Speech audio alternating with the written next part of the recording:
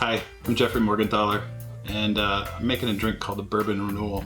This drink is near and dear to my heart. I came up with this in 2001, back when I was living in Eugene, Oregon, which is my college town, where I learned how to tend bar. And it's really just a creme de cassis sweetened whiskey sour, is all it is.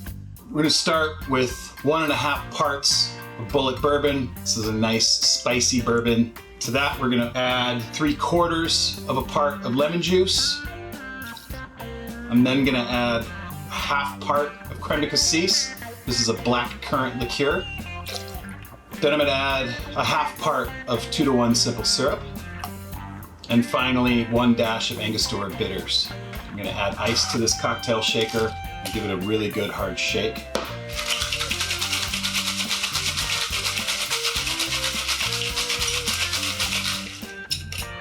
And then I'm going to strain it into an old-fashioned glass over fresh ice. And that's the Bourbon Renewal.